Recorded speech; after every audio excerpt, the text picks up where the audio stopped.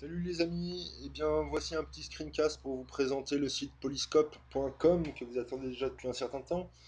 Avant de commencer, je tiens à vous rappeler l'existence de mon site web16.net sur lequel vous pouvez aller faire un tour, voir un petit peu ce que je fais. Aussi, si jamais vous entendez parler de personnes ayant besoin d'un site internet, surtout n'hésitez pas à les rediriger vers mon site ou à les mettre en contact avec Bibi. Voilà.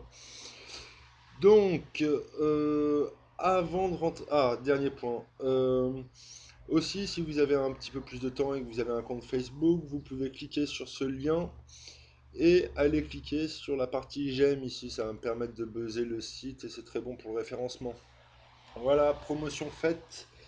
Entrons dans le vif du sujet avec polyscope.com. Donc, avant de commencer, il faut que je vous dise que toutes les fonctionnalités du site sont désormais opérationnelles. À propos du graphisme, il faut que je vous dise aussi que ça a été très peu travaillé, donc ça sera sujet au changement, ça sera sujet à évolution plutôt, au fur et à mesure que vous ajouterez du contenu. Et dernier point, cela concerne la navigation et la structure interne du site, qui elle aussi est appelée à évoluer au fur et à mesure que vous ajoutez du contenu. Voilà, donc beaucoup de choses sont appelées à évoluer quand même. Donc,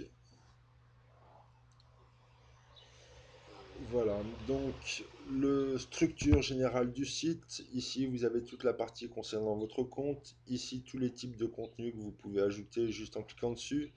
Ici, la navigation provisoire. Et ici, un aperçu type forum des derniers articles qui ont été postés en ligne. Dernier point, concernant l'accès du site. Le site est réservé aux personnes ayant reçu des invitations. Donc, pour envoyer une invitation à un ami, il suffit de rentrer son adresse email ici, paf, et envoyer l'invitation. Et cet ami recevra une invitation comme celle que vous avez reçue. Voilà, présentation générale. J'ai essayé de coucher noir sur blanc des choses qui me semblaient importantes ou qui me tenaient à cœur. Donc, comme le reste des articles sur ce site, c'est sujet à discussion, à commentaires. Comme tous les autres articles du site et tous les autres types de contenus, vous pouvez dire si vous aimez pas, et poster un commentaire. J'ai essayé de faire en sorte que le site soit le plus interactif possible.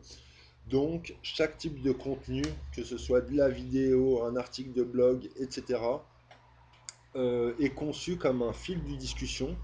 C'est-à-dire que quand vous écrivez un article, à chaque fois qu'il est commenté, vous recevrez une notification par mail. Idem pour les gens qui ont commenté l'article, ils seront avertis dès que quelqu'un d'autre aura commenté le même article. Voilà. Donc ici, vous pourrez aller voir, il y a une condition qui me semble importante ou du moins intéressante.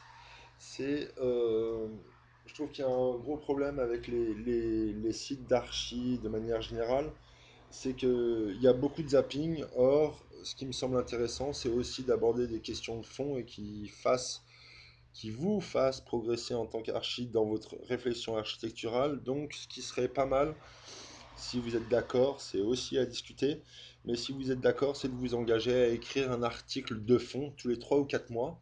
Cet article sera mis en une et permettra aux autres membres du réseau de bénéficier de votre recherche, etc., et de se sensibiliser, etc., et de discuter autour d'un article de fond.